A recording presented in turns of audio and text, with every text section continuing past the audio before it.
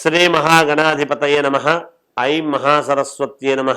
శ్రీ లలితాంబికాదేవియే నమ. రాశిఫలాల కార్యక్రమములో భాగంగా డిసెంబరు మాసములో ఎవరెవరికి ఏ రాసుల వాళ్లకు ఎలా ఉంది అనేటువంటి విషయం గురించి ఇప్పుడు మనము తెలుసుకుంటూ ఉన్నాము. అయితే పరిహారాలు అనేటువంటివి ప్రతి రాశి వాళ్ళు ఏదైనా సరే ఆయా మాసాలు సందర్భముగా మనము చేసుకోవటం అనేటువంటిది అవసరం. అయితే ఇక్కడ అన్ని డబ్బులతోనే పని అవుతుంది అని అనుకోవటానికి లేదు. ఎందుకంటే ఎప్పుడు ఏ సమయములో ఏ క్షేత్రానికి వెళ్ళి మనము స్వామిని దర్శించుకుంటాము, ఏ క్షేత్రములో ఏ స్వామిని దర్శించుకుంటే ఎటువంటి మనకు యోగాలు లభ్యమవుతాయి, మనకు ఉండేటువంటి ఇబ్బందులు పరిపూర్ణముగా తొలగుతాయి అనేటువంటి విషయానికి ముందు మనం తెలుసుకోవాలి. ఇప్పుడు ఎన్ని దేవాలయాలకు వెళ్ళినా తిరుమల వెళ్ళాలి అనుకుంటాం.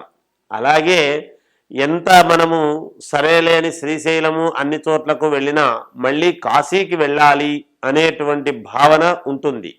అది పరమేశ్వరుడిది, ఇది శ్రీ వెంకటేశ్వర స్వామిది, మనకు చాలా ప్రసిద్ధి పొందినటువంటివి. అలాగే ద్వాదశ జ్యోతిర్లింగాలు అని ఇవి అందరికీ తెలిసినవే కదా, ఇందులో ఏముంది వింత అని అనుకోవచ్చును. కానీ వీటిల్లోనే అత్యద్భుతమైనటువంటి మనకు తెలియకుండా నిగూఢముగా ఉండేటువంటి దేవాలయాలు కొన్ని ఉన్నాయి. కొత్తగా ఉండినా ఎప్పటి నుంచో ఉండినా పరమేశ్వరుడి అనుగ్రహము అక్కడ ప్రతిష్ఠ చేసినటువంటి సన్నివేశము కావచ్చు, అక్కడ జరిగేటువంటి ఉపయోగాలు కావచ్చు.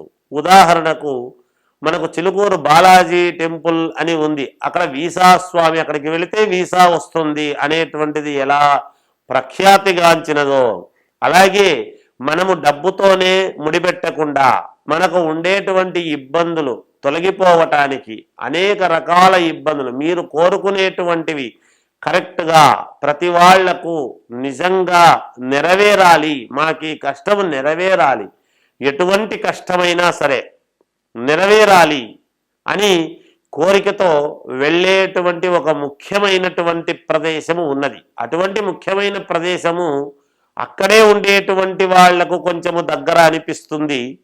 కానీ దూరం నుంచి వెళ్ళేటువంటి వాళ్లకు దూరమైనా వెళ్ళాల్సిందే కదా, ఎంత దూరమైనా తప్పదు కదా. అలాగే ఒక అద్భుతమైనటువంటి దేవాలయము ఉన్నది.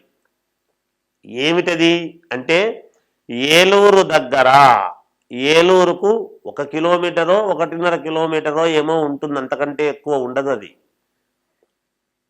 ఆ దేవాలయము ఏమిటి అంటే పార్వతి గంగా సమేత జలలింగేశ్వర స్వామి అనేటువంటి దేవాలయము ఉన్నది.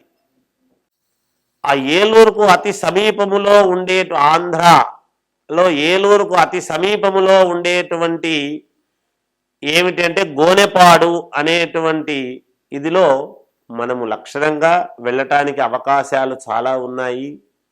మామూలుగా వాహనాలు అన్నీ వెళ్ళవచ్చును, అన్ని రకాలు వెళ్ళవచ్చును. అక్కడ గంగా పార్వతి జలలింగేశ్వర స్వామి దేవాలయం అని ఉన్నది.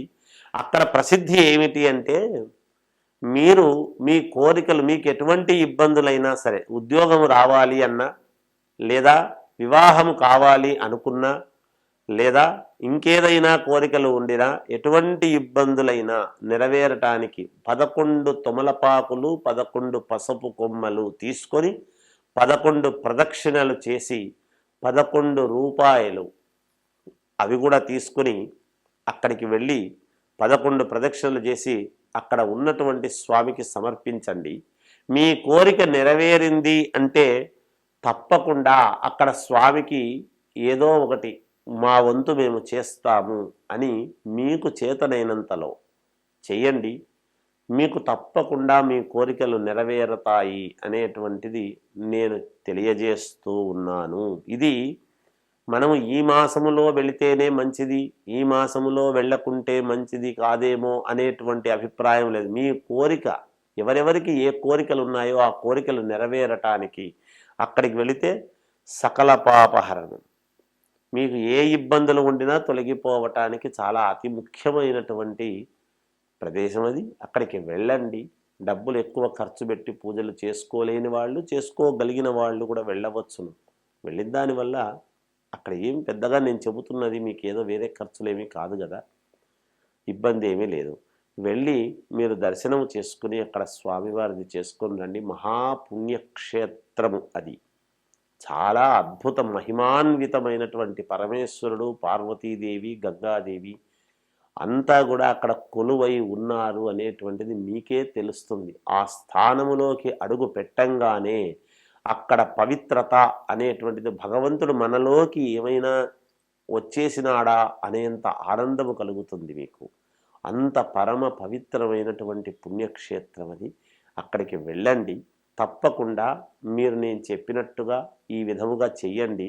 అలా చేసి చూడండి, మీకే తప్పకుండా మీరు అనుకున్నటువంటి కోరికలు నెరవేరుతాయి అని తెలియజేస్తూ జయోస్తు. మేషరాశి వారికి ఈ డిసెంబరు మాసమంతా కూడా ఎలా ఉంది అంటే మీకు చాలా యోగవంతమైనటువంటి ఫలితాలు గోచరిస్తూ ఉన్నాయి. మీరు అనుకున్నటువంటి పనులు సమయానికి పూర్తి చేసుకోగలుగుతారు. మీరు ఊహించని విధముగా కొన్ని అనుకూలాలు మీకు ఏర్పడే అవకాశము ఉన్నది అనేది స్పష్టమవుతూ ఉన్నది. ఎందుకంటే గ్రహాలు చాలా అనుకూలవంతముగా ఉన్నాయి. అలాగే మీకు భూముల వలన రావాల్సినటువంటివి కానీ, లేదా స్త్రీల వలన ఏదైనా డబ్బులు కానీ అవి రావాల్సినటువంటివి గనక ఉంటే తప్పకుండా వచ్చి తీరుతాయి అనేటువంటిది ఉన్నది. అలాగే ఉద్యోగావకాశాలు కావాల్సినటువంటి వాళ్ళు ప్రయత్నాలు చేసుకోవచ్చును, సఫలీకృతులు అవుతారు. అలాగే దూర ప్రయాణాలు చెయ్యాలి అనుకునేటువంటి వాళ్ళు తప్పకుండా చేయవచ్చును. మీకు కాలము కలిసి వస్తూ ఉన్నది. ఈ మాసము అత్యంత ఆనుకూల్యతగా ఉన్నది అనేటువంటిది స్పష్టమవుతూ ఉన్నది మేషరాశి వారికి. ఏలినాటి శని ప్రభావం అనేటువంటిది ఉండినను, శారీరకమైనటువంటి శ్రమ కొన్ని అడ్డంకులు కలిగినను మీరు వాటిని దాటుకొని ముందుకు వెళతారు. ఏది ఏమైనా వ్యక్తిగతమైనటువంటి జాతకం అనేది చాలా అవసరము. అది ఒక్కసారి మీకు నచ్చిన వాళ్ళ దగ్గర చూపించుకుని ముందుకు వెళ్ళండి. వ్యాపారాలు చేసుకునేటువంటి వాళ్లకు అనుకూలవంతముగా ఉన్నది, లాభసాటిగా ఉన్నది. కొత్త ప్రయత్నాలు ఏవో చేస్తారు. మీకు అనూహ్యమైనటువంటివి, మీరు ఊహించనటువంటివి కొన్ని అనుకూలాలు జరుగుతాయి అనేటువంటిదైతే స్పష్టమవుతూ ఉన్నది. అది ఏమిటి అంటే ఏ రంగములో ఉండేటువంటి వాళ్లకు, ఆయా రంగాలలో ఉండేటువంటి వాళ్లకు తెలుస్తుంది. అందరూ ఒకే రంగంలో ఉండరు కదా, సహజం. అలాగే రాజకీయాలలో ఉండేటువంటి వాళ్ళకైనా, విద్యార్థులకైనా, సినిమా రంగంలో ఉండేటువంటి వాళ్ళకైనా, ఎవ్వరికైనా చాలా అంటే చాలా అనుకూలవంతముగా ఉన్నది మేషరాశి వాళ్లకు. ఎక్కడా అధైర్యానికి లోను కావాల్సినటువంటి అవసరము లేదు. మీ మనస్సులో కీలకముగా నాకు ఇది జరిగితే బాగుంటుంది అని అనుకునేటువంటి వాళ్ళు తప్పకుండా అది నెరవేరటానికి యోగవంతమైనటువంటి కాలముగా ఉంది అని తెలియజేస్తూ జయోస్తు.